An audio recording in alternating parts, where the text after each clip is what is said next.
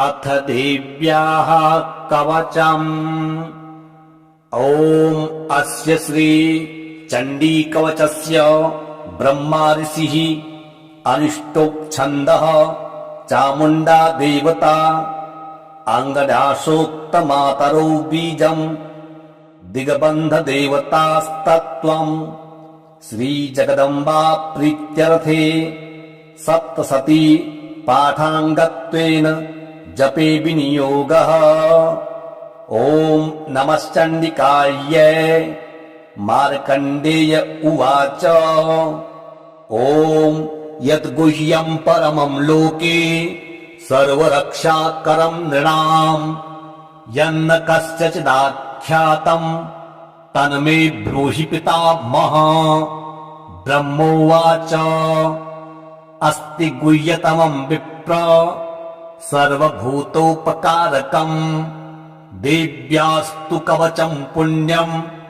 तच्छृण्वस्व महात्मुने। प्रथमम् शैलपुत्री च द्वितीयम् ब्रह्मचारिणी तृतीयम् चन्द्रघण्टेति कुष्माण्डेति चतुर्थकम् पञ्चमम् स्कन्दमातेति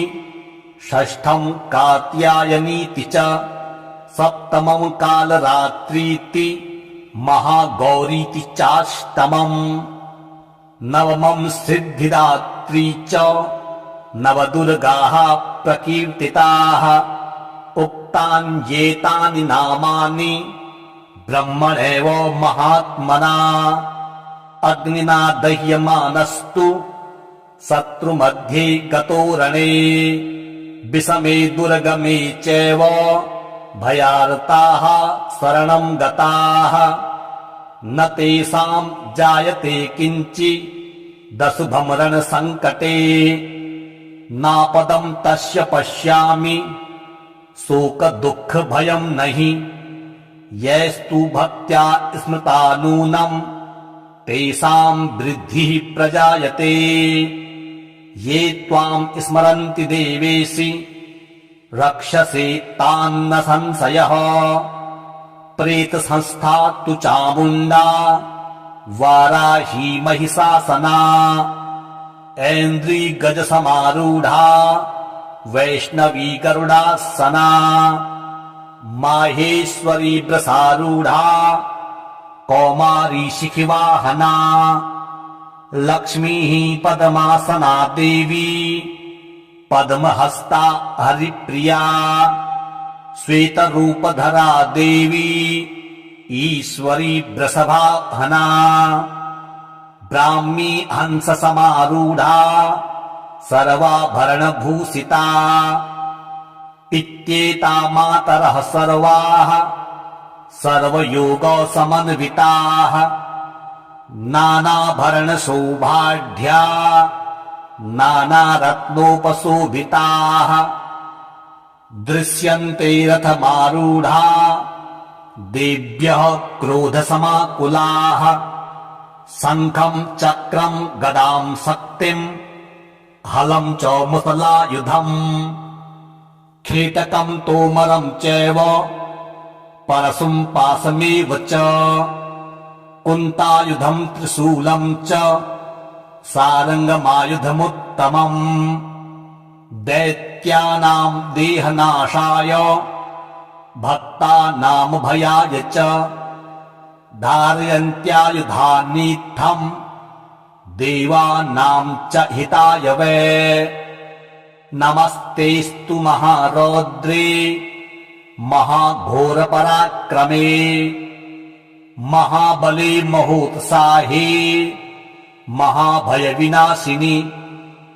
त्राहि माम् देवि दुष्प्रेक्ष्ये शत्रूणाम् भयवर्धिनि प्राच्याम् रक्षतु मामेन्द्री आग्नेयामग्निदेवता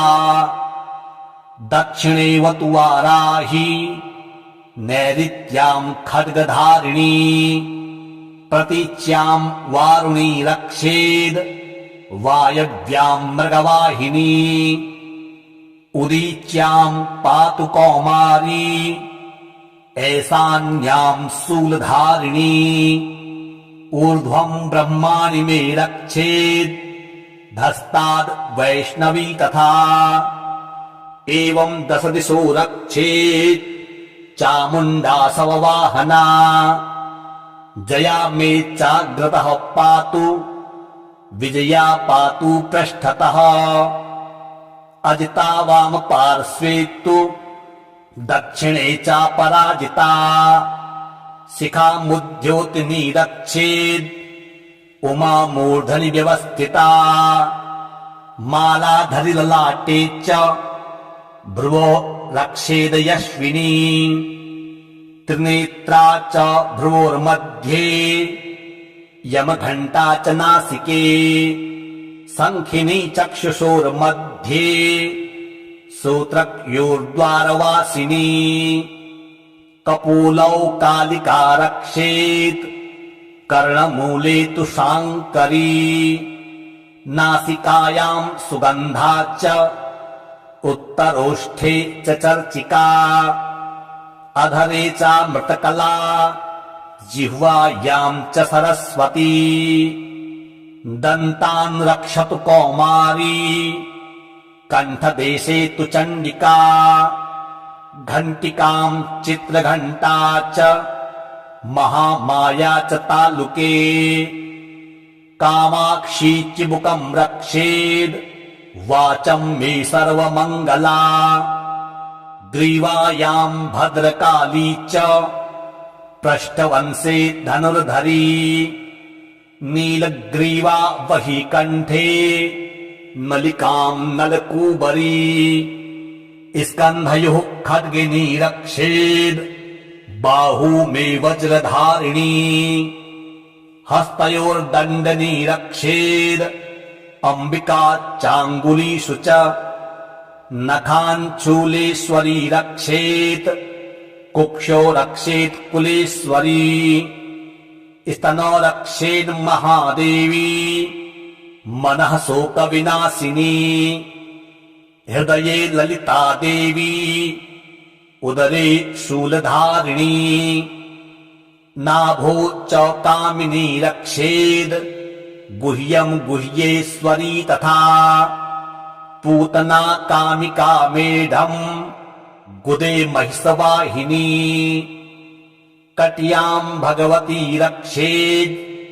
जानुनी विघ्नवासिनी जङ्घे महाबला रक्षेत् सर्वकामप्रदायिनी गुलफयोर्नारसिंही च पादपृष्ठे तु तेजसी पादाङ्गुलीषु श्रीरक्षेत् पादाधस्तलवासिनी नखान्दृष्टा कराली च केशाश्चैवोर्ध्वकेशिनी रोमकूपेषु कौबेरी त्वचं वागीश्वरी तथा रक्तमज्जावसा मांसान् यस्ति मेदांसि पार्वती अन्त्राणि कालरात्रिश्च पित्तं च मुकुटेश्वरी पद्मावती पद्मकोशे कफे चूडामणिस्तथा ज्वालामुखी नखज्वाला मभीद्या सर्वसन्धिषु शुक्रं ब्रह्माणि मे रक्षेत् छायां छत्रेश्वरी तथा अहङ्कारं मनोबुद्धिं रक्षेन्मे धर्मधारिणी प्राणापानो तथा व्यानम् उदानं च समानकम् वज्रहस्ता च मे रक्षेत् प्राणं कल्याणशोभना रसे रूपे च गन्धे च शब्दे स्पर्शे च योगिनी सत्त्वं रजस्तमश्चैव रक्षेन्नारायणी सदा आयु रक्षतु वाराही धर्मं रक्षतु वैष्णवी यशः कीर्तिं च लक्ष्मीं च धनं विद्यां च चक्रिणी गोत्रमिन्द्राणि मे रक्षेत् पशून् मे रक्ष चण्डिके पुत्रान् रक्षेन् महालक्ष्मीर् भार्याम् रक्षतु भैरवी पन्थानम् सुपथा रक्षेन् मार्गम् क्षेमकरी तथा राजद्वारे महालक्ष्मीर् विजया सर्वतः स्थिता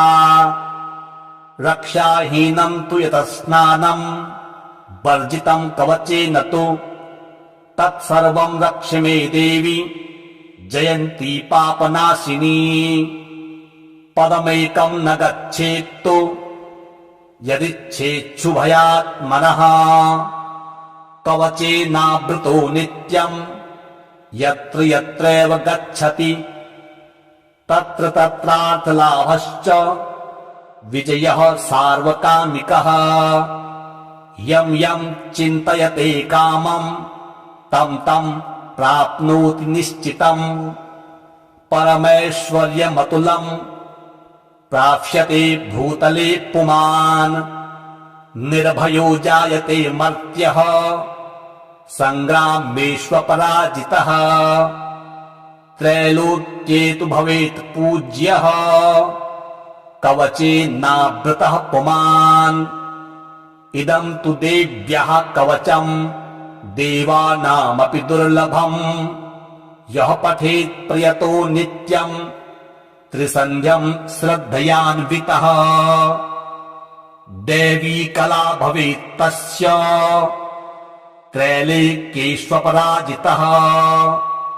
जीवेद् वर्षशतम् साग्रम् अपमृत्यु विवर्जितः नश्यन्ति व्याधयः सर्वे लूता विस्फोटदायकः स्थावरम् जङ्गमम् चैव कीर्तिमम् चापि यद्विषम् अविचाराणि सर्वाणि मन्त्रयन्त्राणि भूतले भूचराः खेचराश्चैव जलजाश्चोपदेशिकाः सहजा कुलजामाला डाकिनी शाकिनी तथा अन्तरिक्षचरा घोरा डाकिन्यश्च महाबलाः गृहभूतपिशाचाश्च यक्षगन्धर्वराक्षसाः ब्रह्मराक्षसवेतालाः कूष्माण्डा भैरवादयः नश्यन्ति दर्शनात् तस्य कवचे हृदि संस्थिते मानोन्नतिर्भवेद् राज्ञस्तेजो वृद्धिकरम् परम् यशसा वर्धते सोऽपि कीर्तिमण्डितभूतले जपेत् सप्तशतीम् चण्डीम् कृत्वा तु कवचम् पुरा यावद् भूमण्डलम् धत्ते सशैलो वनकानकम् तावत् तिष्ठति मेदिन्याम् सन्ततिः पुत्रपौत्रिकी देहान्ते परमम् स्थानम् यत्सूरैरपि दुर्लभम् प्राप्नोति पुरुषो नित्यम् महामाया प्रसादतः लभते परमम् रूपम् शिवेन सह मोदते। ॐ नमश्चण्डिकायै मार्कण्डेय उवाच ॐ यद्गुह्यम् परमम् लोके सर्वरक्षाकरम् नृणाम् यन्न कस्यचिदाख्यातम् तन्मे ब्रूहि पितामह। ब्रह्मोवाच अस्ति गुह्यतमम् विप्र सर्वभूतोपकारकम् देव्यास्तु कवचम् पुण्यम् तच्छृण्वस्व महात्मुने। प्रथमम् शैलपुत्री च द्वितीयम् ब्रह्मचारिणी तृतीयम् चन्द्रघण्टेति कुष्माण्डेति चतुर्थकम् पञ्चमम् स्कन्दमातेति षष्ठम् कात्यायनीति च सप्तमम् कालरात्रीति महागौरीति चाष्टमम् नवमम् सिद्धिदात्री च नवदुर्गाः प्रकीर्तिताः उक्तान्येतानि नामानि ब्रह्मणेव महात्मना अग्निना दह्यमानस्तु शत्रुमध्ये गतो रणे विषमे दुर्गमे चैव भयार्ताः शरणं गताः न तेषां जायते किञ्चिदशुभं रणसङ्कटे नापदं तस्य पश्यामि शोकदुःखभयं नहि यैस्तु भक्त्या स्मृता नूनं तेषां वृद्धिः प्रजायते ये त्वां स्मरन्ति देवेशि रक्षसे तान्न संशयः प्रेतसंस्था तु चामुण्डा वाराही महिषासना ऐन्द्री गजसमारूढा वैष्णवी गरुडासना माहेश्वरी वृषारूढा कौमारी शिखिवाहना लक्ष्मीः पद्मासना देवी पद्महस्ता हरिप्रिया श्वेतरूपधरा देवी ईश्वरी वृषभाहना ब्राह्मी हंससमारूढा सर्वाभरणभूषिता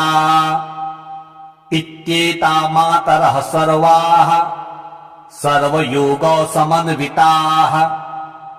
नानाभरणशोभाढ्या नानारत्नोपशोभिताः दृश्यन्ते रथमारूढा देव्यः क्रोधसमाकुलाः शङ्खं चक्रं गदां शक्तिं हलं च मुसलायुधम् खेटकं तोमरं चैव परशुं पाशमेव च कुन्तायुधं त्रिशूलं च सारङ्गमायुधमुत्तमम् दैत्यानां देहनाशाय भक्तानामभयाय च धारयन्त्यायुधानीत्थम् देवानां च हिताय वै नमस्तेस्तु महारौद्रे महाघोरपराक्रमे महाबले महोत्साहे महाभयविनाशिनि त्राहि मां देवि दुष्प्रेक्ष्ये शत्रूणां भयवर्धिनि प्राच्यां रक्षतु मामेन्द्री आग्नेयामग्निदेवता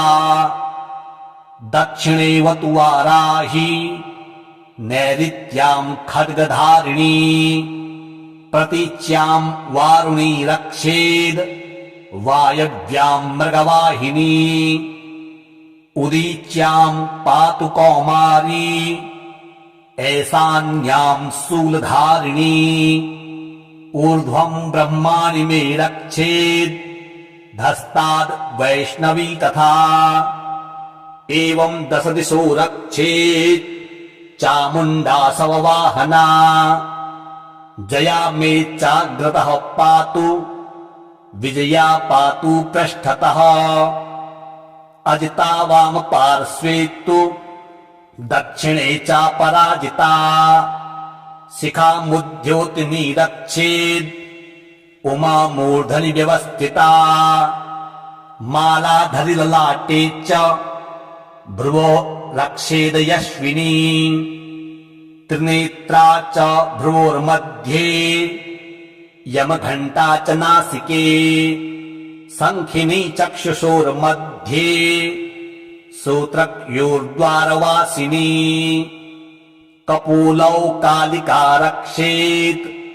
कर्णमूले तु शाङ्करी नासिकायां सुगन्धा च उत्तरोष्ठे च चर्चिका अधरे चामृतकला जिह्वायां च सरस्वती दन्तान् रक्षतु कौमारी कण्ठदेशे तु चण्डिका घण्टिकां चित्रघण्टा च महामाया च तालुके कामाक्षी चिबुकं रक्षेद् वाचं मे सर्वमङ्गला ग्रीवायाम् भद्रकाली च पृष्ठवंशे धनुर्धरी नीलग्रीवा वही कण्ठे नलिकाम् नलकूबरी स्कन्धयोः खड्गिनी रक्षेद् बाहू मे वज्रधारिणी हस्तयोर्दण्डनी रक्षेद् अम्बिका चाङ्गुलीषु च नखान् शूलेश्वरी रक्षेत् कुक्षो रक्षेत् कुलेश्वरी स्तनो रक्षेन् महादेवी मनः शोकविनाशिनी हृदये ललिता देवी उदरे शूलधारिणी नाभो च कामिनी रक्षेद् गुह्यम् गुह्येश्वरी तथा पूतना कामिका मेढम् गुदे महिषवाहिनी कट्याम् भगवती रक्षेद् जानुनी विघ्नवासिनी जङ्घे महाबला रक्षेत् सर्वकामप्रदायिनी गुलफयोर्नारसिंही च पादपृष्ठे तु तेजसी पादाङ्गुलीषु श्रीरक्षेत् पादाधस्तलवासिनी नखान् कराली च केशाश्चैवोर्ध्वकेशिनी रोमकूपेषु कौबेरी त्वचम् वागीश्वरी तथा रक्तमज्जावसा मांसान् यस्ति मेदांसि पार्वती अन्त्राणि कालरात्रिश्च पित्तम् च मुकुटेश्वरी पद्मावती पद्मकोशे कफे चूडामणिस्तथा ज्वालामुखी नखज्वाला मभीद्या सर्वसन्धिषु शुक्रम् ब्रह्माणि मे रक्षेत् छायाम् छत्रेश्वरी तथा अहङ्कारम् मनोबुद्धिम् रक्षेन्मे धर्मधारिणी प्राणापानो तथा व्यानम् उदानम् च समानकम् वज्रहस्ता च मे रक्षेत् प्राणम् कल्याणशोभना रसे रूपे च गन्धे च शब्दे स्पर्शे च योगिनी सत्त्वम् रजस्तमश्चैव रक्षेन्नारायणी सदा आयु रक्षतु वाराही धर्मम् रक्षतु वैष्णवी यशः कीर्तिम् च लक्ष्मीम् च धनम् विद्याम् च चक्रिणी गोत्रमिन्द्राणि मे रक्षेत् पशून् मे रक्ष चण्डिके पुत्रान् रक्षेन्महालक्ष्मीर्भार्याम् रक्षतु भैरवी पन्थानम् सुपथा रक्षेन् मार्गम् क्षेमकरी तथा राजद्वारे महालक्ष्मीर्विजया सर्वतः स्थिता रक्षाहीनम् तु यतः स्नानम् वर्जितम् कवचेन तु तत्सर्वम् रक्ष मे देवी जयन्ती पापनाशिनी पदमेकम् न गच्छेत्तु यदिच्छेच्छुभयात्मनः कवचेनावृतो नित्यम् यत्र यत्रैव गच्छति तत्र तत्रार्थलाभश्च विजयः सार्वकामिकः यम् यम् चिन्तयते कामम् तम् तम् प्राप्नोति निश्चितम् परमैश्वर्यमतुलम् प्राप्स्यते भूतले पुमान् निर्भयो जायते मर्त्यः सङ्ग्रामेष्वपराजितः त्रैलोक्ये तु भवेत् पूज्यः कवचेनावृतः पुमान् इदम् तु देव्यः कवचम् देवानामपि दुर्लभम् यः पठेत् प्रयतो नित्यम् त्रिसन्ध्यम् श्रद्धयान्वितः दैवी कला भवेत् तस्य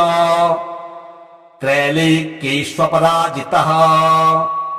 जीवेद वर्षशतम् साग्रम् अपमृत्यु विवर्जितः नश्यन्ति व्याधयः सर्वे लूता विस्फोटदायकः स्थावरम् जङ्गमम् चैव कृत्रिमम् चापि यद्विषम् अविचाराणि सर्वाणि मन्त्रयन्त्राणि भूतले भूचराः खेचराश्चैव जलजाश्चोपदेशिकाः सहजा कुलजामाला डाकिनी शाकिनी तथा अन्तरिक्षचरा घोरा डाकिन्यश्च महाबलाः गृहभूतपिशाचाश्च यक्षगन्धर्वराक्षसाः ब्रह्मराक्षसवेतालाः कूष्माण्डा भैरवादयः नश्यन्ति दर्शनात् तस्य कवचे हृदि संस्थिते मानोन्नतिर्भवेद् राज्ञस्तेजो वृद्धिकरम् परम् यशसा वर्धते सोऽपि कीर्तिमण्डितभूतले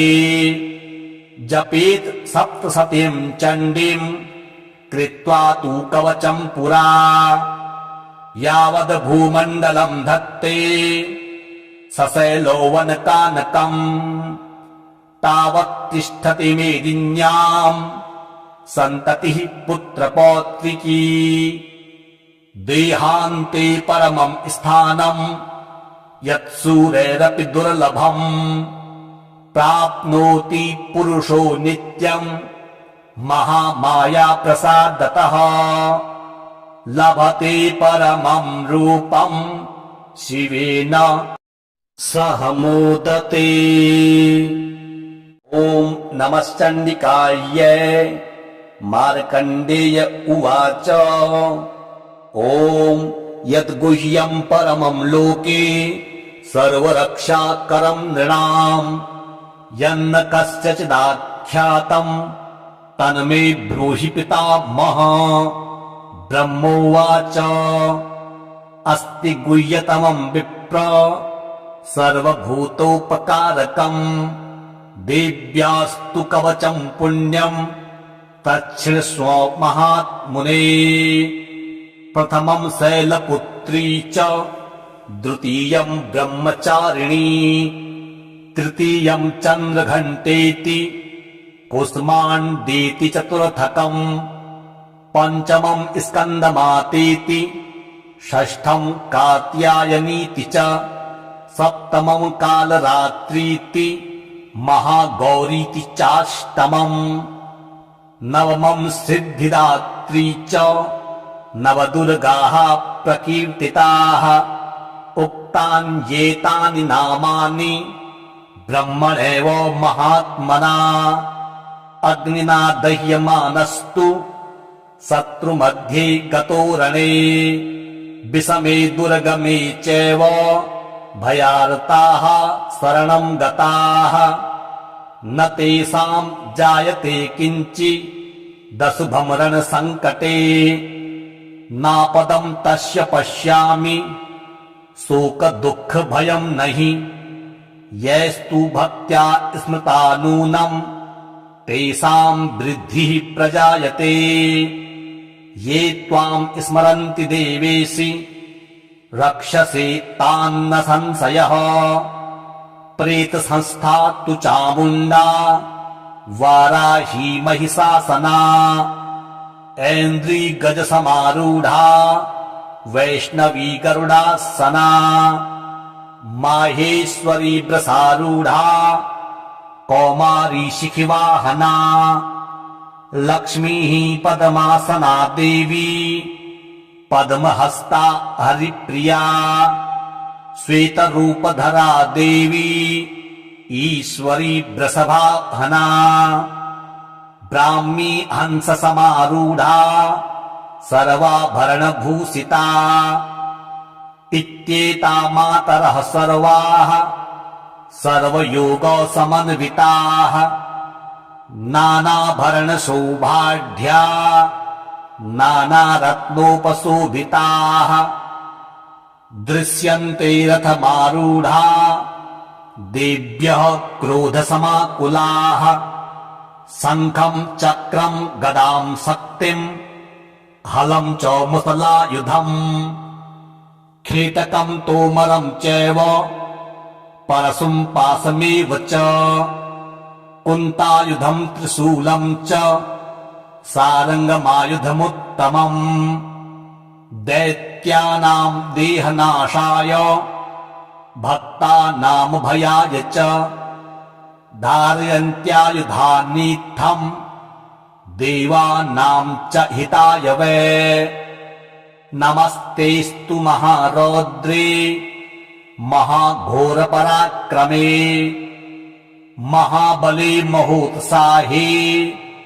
महाभयविनाशिनि त्राहि मां देवि दुष्प्रेक्ष्ये शत्रूणां भयवर्धिनि प्राच्यां रक्षतु मामेन्द्री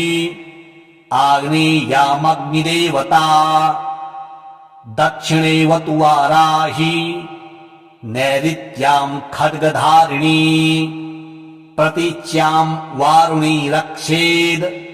वायव्यां मृगवाहिनी उदीच्यां पातु कौमारी ऐशान्यां शूलधारिणी ऊर्ध्वं ब्रह्माणि मे रक्षेद् धस्ताद् वैष्णवी तथा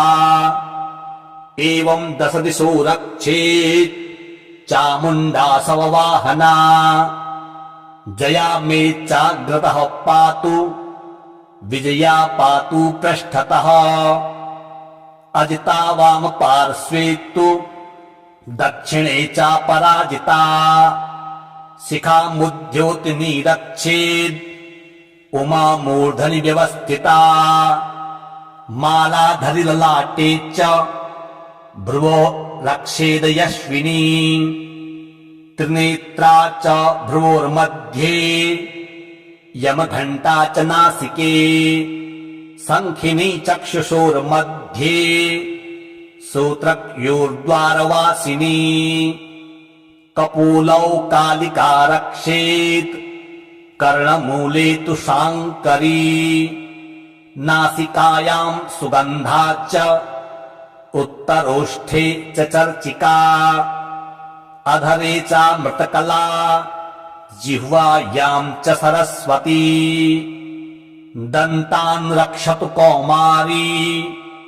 कण्ठदेशे तु चण्डिका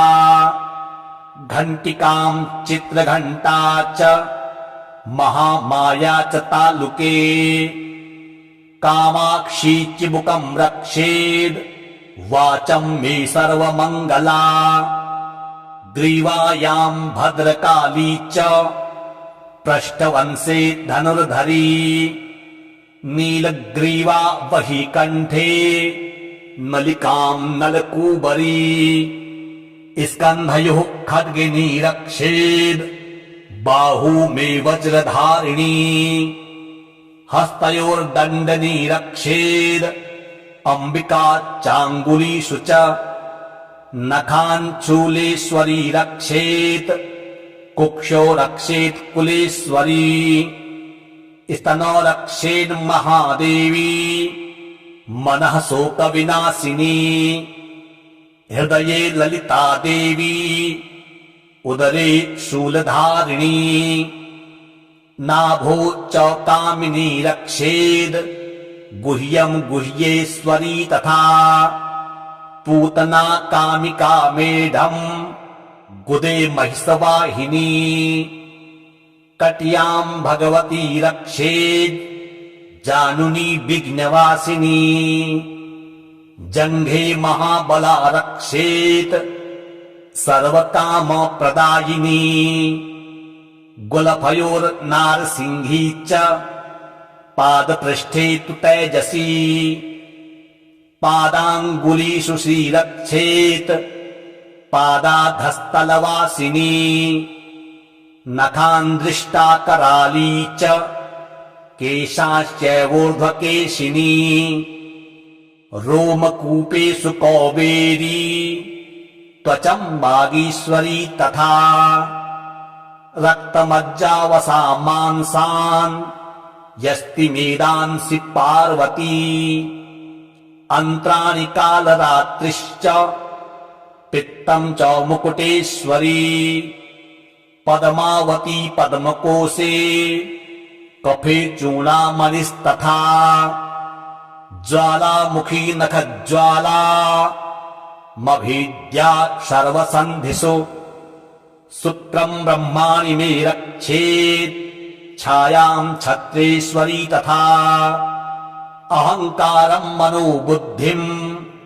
रक्षेन्मे धर्मधारिणी प्राणापानो तथा व्यानम्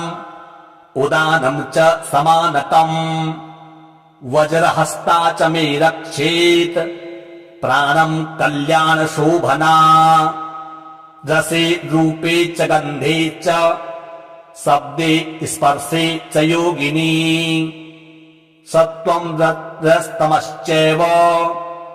रक्षेन्नारायणी सदा आयु रक्षतु वाराही धर्मं रक्षतु वैष्णवी यशः कीर्तिं च लक्ष्मीं च धनं विद्यां च चक्रिणी गोत्रमिन्द्राणि मे रक्षेत् पशून् मे रक्ष चण्डिके पुत्रान् रक्षेन्महालक्ष्मीर्भार्यां रक्षतु भैरवी पन्थानं सुपथा रक्षेन् मार्गं क्षेमकरी तथा राजद्वारे महालक्ष्मीर्विजया सर्वतः स्थिता रक्षाहीनं तु यतस्नानं वर्जितं कवचेन तु तत्सर्वं रक्ष मे देवी जयन्ती पापनाशिनी पदमेकं न गच्छेत्तु यदिच्छेच्छुभयात्मनः कवचेनावृतो नित्यं यत्र यत्रैव गच्छति तत्र तत्रार्थलाभश्च विजयः सार्वकामिकः यं यं चिन्तयते कामं तं तं प्राप्नोति निश्चितम् परमैश्वर्यमतुलम् प्राप्स्यते भूतले पुमान् निर्भयो जायते मर्त्यः सङ्ग्रामेष्वपराजितः त्रैलोक्ये तु भवेत् पूज्यः कवचेनावृतः पुमान् इदं तु देव्यः कवचम् देवानामपि दुर्लभम् यः पठेत् प्रयतो नित्यम् त्रिसन्ध्यम् श्रद्धयान्वितः देवी कला भवेत् तस्य त्रैलोक्येष्वपराजितः जीवेद् वर्षशतं साग्रम् अपमृत्यु विवर्जितः नश्यन्ति व्याधयः सर्वे लूता विस्फोटदायकः स्थावरं जङ्गमं चैव कीर्तिमं चापि यद्विषम् अविचाराणि सर्वाणि मन्त्रयन्त्राणि भूतले भूचराः खेचराश्चैव जलजाश्चोपदेशिकाः सहजा कुलजामाला डाकिनी शाकिनी तथा अन्तरिक्षचरा घोरा डाकिन्यश्च महाबलाः गृहभूतपिशाचाश्च यक्षगन्धर्वराक्षसाः ब्रह्मराक्षसवेतालाः कूष्माण्डा भैरवादयः नश्यन्ति दर्शनात् तस्य कवचे हृदि संस्थिते मानोन्नतिर्भवेद् राज्ञस्तेजो वृद्धिकरं परम् यशसा वर्धते सोऽपि कीर्तिमण्डितभूतले जपेत् सप्तशतीं चण्डीं कृत्वा तु कवचं पुरा यावद् भूमण्डलं धत्ते सशैलोवनकानकम् तावत् तिष्ठति मेदिन्याम् सन्ततिः पुत्रपौत्रिकी देहान्ते परमम् स्थानम् यत्सूरैरपि दुर्लभम् प्राप्नोति पुरुषो नित्यम् महामाया प्रसादतः लभते परमम् रूपम् शिवेन सह मोदते। ॐ नमश्चण्डिकायै। मार्कण्डेय उवाच ॐ यद्गुह्यम् परमम् लोके सर्वरक्षाकरम् नृणाम् यन्न कस्यचिदाख्यातम् तन्मे ब्रूहि पितामह। ब्रह्मोवाच अस्ति गुह्यतमम् विप्र सर्वभूतोपकारकम् देव्यास्तु कवचम् पुण्यम् तच्छृण्वस्व महात्मुने। प्रथमम् शैलपुत्री च द्वितीयम् ब्रह्मचारिणी तृतीयम् चन्द्रघण्टेति कुष्माण्डेति चतुर्थकम् पञ्चमम् स्कन्दमातेति षष्ठम् कात्यायनीति च सप्तमम् कालरात्रीति महागौरीति चाष्टमम् नवमम् सिद्धिदात्री च नवदुर्गाः प्रकीर्तिताः उक्तान्येतानि नामानि ब्रह्मणेव महात्मना। अग्निना दह्यमानस्तु शत्रुमध्ये गतो रणे विषमे दुर्गमे चैव भयार्ताः शरणम् गताः न तेषाम् जायते किञ्चिदशुभम् रणसङ्कटे नापदम् तस्य पश्यामि शोकदुःखभयम् नहि यैस्तु भक्त्या स्मृता नूनम् तेषाम् वृद्धिः प्रजायते। ये त्वाम् स्मरन्ति देवेशि रक्षसे तान्न संशयः प्रेतसंस्था तु चामुण्डा वाराही महिषासना ऐन्द्री गजसमारूढा वैष्णवी गरुडासना माहेश्वरी वृषारूढा कौमारी शिखिवाहना लक्ष्मीः पद्मासना देवी पद्महस्ता हरिप्रिया श्वेतरूपधरा देवी ईश्वरी वृषभाहना ब्राह्मी हंससमारूढा सर्वाभरणभूषिता इत्येता मातरः सर्वाः सर्वयोगसमन्विताः नानाभरणशोभाढ्या नानारत्नोपशोभिताः दृश्यन्ते रथमारूढा देव्यः क्रोधसमाकुलाः शङ्खम् चक्रम् गदाम् शक्तिम् हलम् च मुसलायुधम् खेटकम् तोमरम् चैव परशुम् पाशमेव च कुन्तायुधम् त्रिशूलम् च सारङ्गमायुधमुत्तमम् दैत्यानाम् देहनाशाय भक्तानामभयाय च धारयन्त्यायुधानीत्थम् देवानाम् च हिताय वै नमस्तेस्तु महारौद्रे महाघोरपराक्रमे महाबले महोत्साहे महाभयविनाशिनि त्राहि माम् देवि दुष्प्रेक्ष्ये शत्रूणाम् भयवर्धिनि प्राच्याम् रक्षतु मामेन्द्री आग्नेयामग्निदेवता दक्षिणेवतु वाराही नैऋत्याम् खड्गधारिणी प्रतीच्याम् वारुणी रक्षेद् वायव्याम् मृगवाहिनी उदीच्याम् पातु कौमारी ऐसान्यां शूलधारिणी ऊर्ध्वं ब्रह्माणि मे रक्षेत् धस्ताद् वैष्णवी तथा एवं दश दिशो रक्षेत् चामुण्डा सववाहना जया मे चाग्रतः पातु विजया पातु पृष्ठतः अजिता वाम पार्श्वे तु दक्षिणे चापराजिता शिखामुद्योतिनी रक्षेत् उमा मूर्धनि व्यवस्थिता मालाधरि ललाटे च भ्रुवो रक्षेद यश्विनी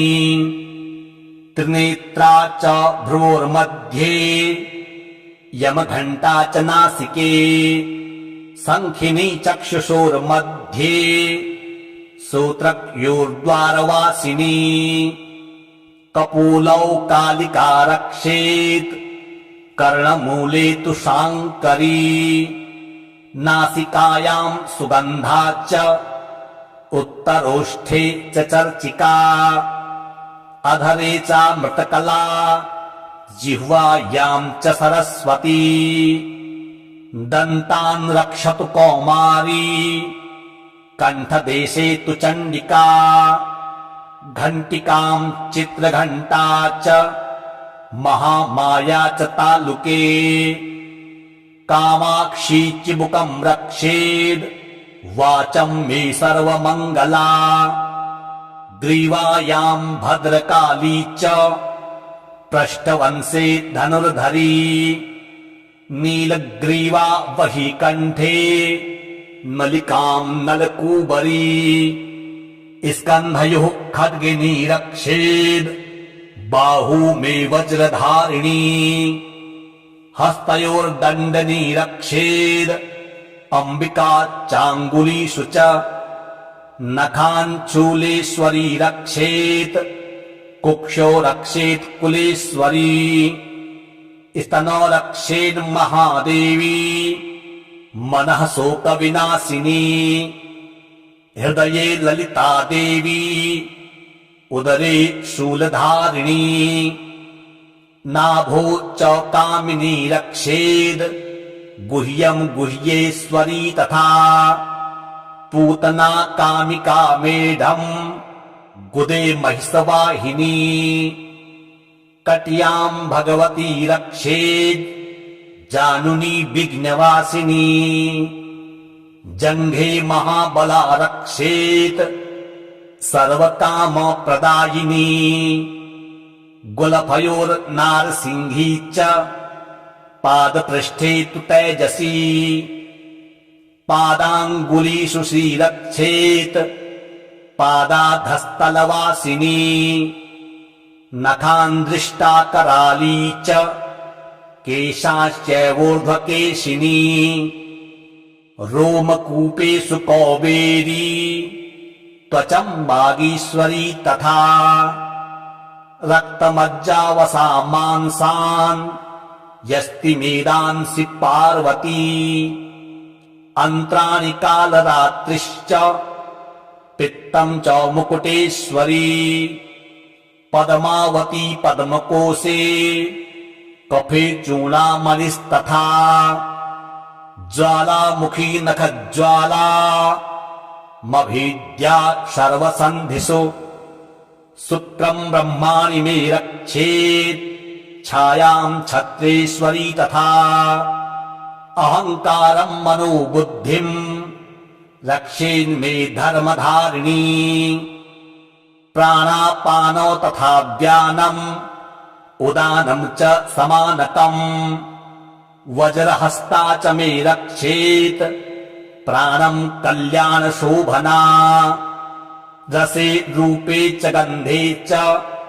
शब्दे स्पर्शे च योगिनी सत्त्वं रजस्तमश्चैव रक्षेन्नारायणी सदा आयु रक्षतु वाराही धर्मं रक्षतु वैष्णवी यशः कीर्तिं च लक्ष्मीं च धनं विद्यां च चक्रिणी गोत्रमिन्द्राणि मे रक्षेत् पशून् मे रक्ष चण्डिके पुत्रान् रक्षेन्महालक्ष्मीर्भार्याम् रक्षतु भैरवी पन्थानम् सुपथा रक्षेन् मार्गम् क्षेमकरी तथा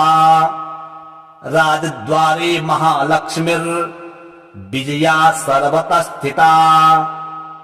रक्षाहीनम् तु यतः स्नानम्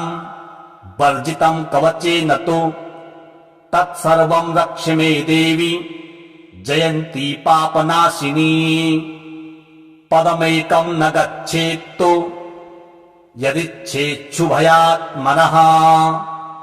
कवचेनावृतो नित्यम् यत्र यत्रैव गच्छति तत्र तत्रार्थलाभश्च विजयः सार्वकामिकः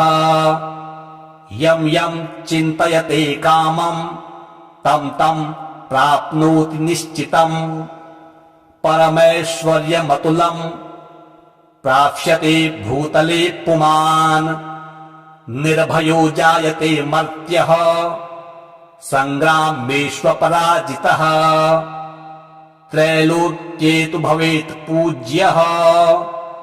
कवचेनावृतः पुमान् इदम् तु देव्यः कवचम्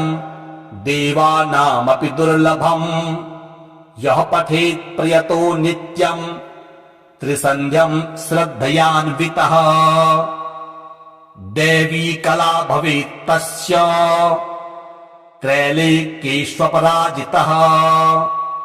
जीवेद् वर्षशतम् साग्रम्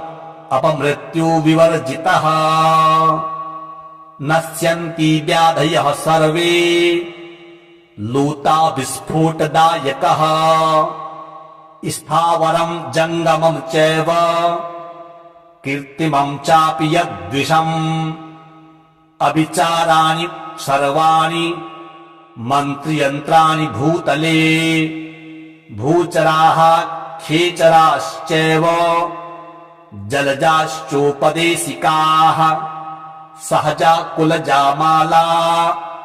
डाकिनी शाकिनी तथा अन्तरिक्षचरा घोरा डाकिन्यश्च महाबलाः गृहभूतपिशाचाश्च यक्षगन्धर्वराक्षसाः ब्रह्मराक्षसवेतालाः कूष्माण्डा भैरवादयः नश्यन्ति दर्शनात् तस्य कवचे हृदि संस्थिते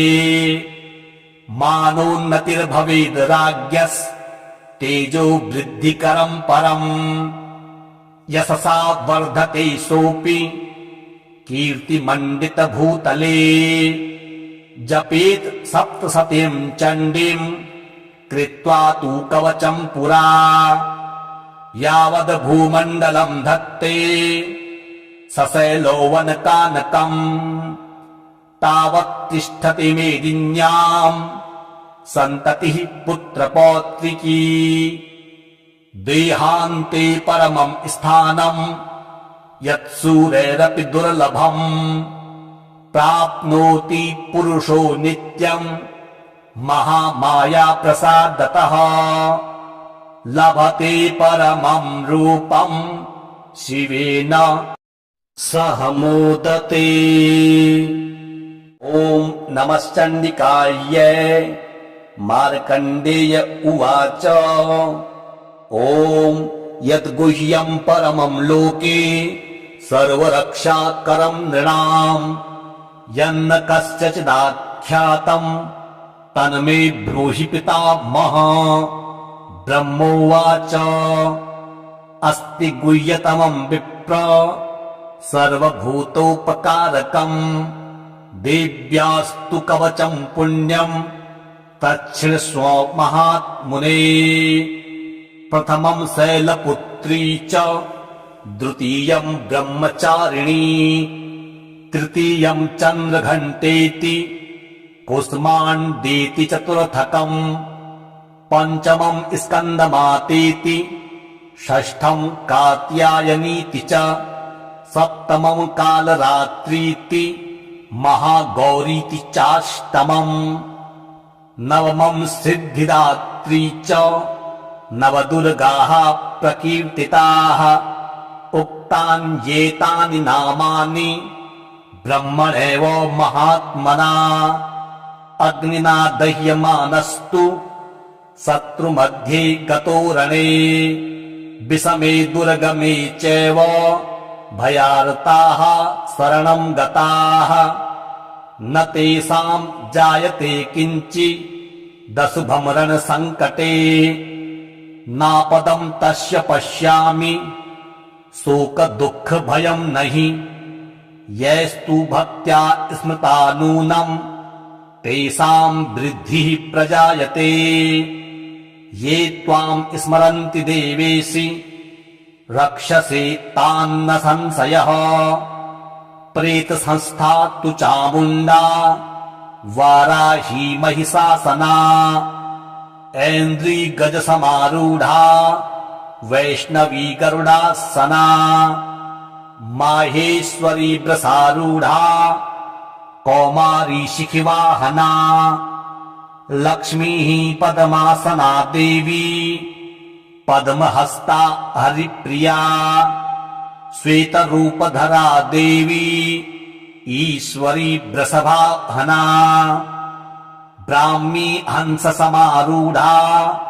सर्वाभरणभूषिता इत्येता मातरः सर्वाः सर्वयोगसमन्विताः नानाभरणशोभाढ्या नानारत्नोपशोभिताः दृश्यन्ते रथमारूढा देव्यः क्रोधसमाकुलाः शङ्खं चक्रं गदां शक्तिं हलं च मुसलायुधम् खेटकं तोमरं चैव परशुं पाशमेव च कुन्तायुधं त्रिशूलं च सारङ्गमायुधमुत्तमम् दैत्यानां देहनाशाय भक्तानां भयाय च धारयन्त्यायुधानीत्थं देवानां च हिताय वै नमस्तेस्तु महारौद्रे महाघोरपराक्रमे महाबले महोत्साहे महाभयविनाशिनि त्राहि मां देवि दुष्प्रेक्ष्ये शत्रूणां भयवर्धिनि प्राच्यां रक्षतु मामेन्द्री आग्नेयामग्निदेवता दक्षिणेवतु वाराही नैऋत्यां खड्गधारिणी प्रतीच्यां वारुणी रक्षेद् वायव्यां मृगवाहिनी उदीच्यां पातु कौमारी ऐशान्यां शूलधारिणी ऊर्ध्वं ब्रह्माणि मे रक्षेद् धस्ताद् वैष्णवी तथा एवं दश दिशो रक्षेत् चामुण्डासववाहना जया मे चाग्रतः पातु विजया पातु पृष्ठतः अजिता वाम पार्श्वे तु दक्षिणे चापराजिता शिखामुद्योतिनी रक्षेद् उमा मूर्धनि व्यवस्थिता मालाधरि ललाटे च भ्रुवो रक्षेद यश्विनी त्रिनेत्रा च भ्रुवोर्मध्ये यमघण्टा च नासिके शङ्खिनी चक्षुषोर्मध्ये श्रोत्रयोर्द्वारवासिनी कपोलौ कालिका रक्षेत् कर्णमूले तु शाङ्करी नासिकायां सुगन्धा च उत्तरोष्ठे च चर्चिका अधरे चामृतकला जिह्वायां च सरस्वती दन्तान् रक्षतु कौमारी कण्ठदेशे तु चण्डिका घण्टिकां चित्रघण्टा च महामाया च तालुके कामाक्षी चिबुकं रक्षेद् वाचं मे सर्वमङ्गला ग्रीवायाम् भद्रकाली च पृष्ठवंशे धनुर्धरी नीलग्रीवा वही कण्ठे नलिकाम् नलकूबरी स्कन्धयोः खड्गिनी रक्षेद् बाहू मे वज्रधारिणी हस्तयोर्दण्डनी रक्षेद् अम्बिका चाङ्गुलीषु च नखाञ्चूलेश्वरी रक्षेत् कुक्षो रक्षेत् कुलेश्वरी स्तनो रक्षेन् महादेवी मनः शोकविनाशिनी हृदये ललिता देवी उदरे शूलधारिणी नाभो च कामिनी रक्षेद् गुह्यम् गुह्येश्वरी तथा पूतना कामिका मेढम् गुदे महिषवाहिनी कट्याम् भगवती रक्षेद् जानुनी विघ्नवासिनी जङ्घे महाबला रक्षेत् सर्वकामप्रदायिनी गुलफयोर्नारसिंही च पादपृष्ठे तु तेजसी पादाङ्गुलीषु श्रीरक्षेत् पादाधस्तलवासिनी नखान्दृष्टा कराली च केशाश्चैवोर्ध्वकेशिनी रोमकूपेषु कौबेरी त्वचं वागीश्वरी तथा रक्तमज्जावसा मांसान् यस्ति मेदांसि पार्वती अन्त्राणि कालरात्रिश्च पित्तं च मुकुटेश्वरी पद्मावती पद्मकोशे कफे चूडामणिस्तथा ज्वालामुखी नखज्वाला मभीद्या सर्वसन्धिषु शुक्रम् ब्रह्माणि मे रक्षेत् छायाम् छत्रेश्वरी तथा अहङ्कारम् मनोबुद्धिम् रक्षेन्मे धर्मधारिणी प्राणापानो तथा व्यानम् उदानम् च समानकम् वज्रहस्ता च मे रक्षेत् प्राणम् कल्याणशोभना रसे रूपे च गन्धे च शब्दे स्पर्शे च योगिनी सत्त्वम् रजस्तमश्चैव रक्षेन्नारायणी सदा आयु रक्षतु वाराही धर्मम् रक्षतु वैष्णवी यशः कीर्तिम् च लक्ष्मीम् च धनम् विद्याम् च चक्रिणी गोत्रमिन्द्राणि मे रक्षेत् पशून् मे रक्ष चण्डिके पुत्रान् रक्षेन्महालक्ष्मीर्भार्याम् रक्षतु भैरवी पन्थानम् सुपथा रक्षेन् मार्गम् क्षेमकरी तथा राजद्वारे महालक्ष्मीर्विजया सर्वतः स्थिता रक्षाहीनम् तु यतः स्नानम् वर्जितम् कवचेन तु तत्सर्वम् रक्ष मे देवी जयन्ती पापनाशिनी पदमेकम् न गच्छेत्तु यदिच्छेच्छुभयात्मनः कवचेनावृतो नित्यम्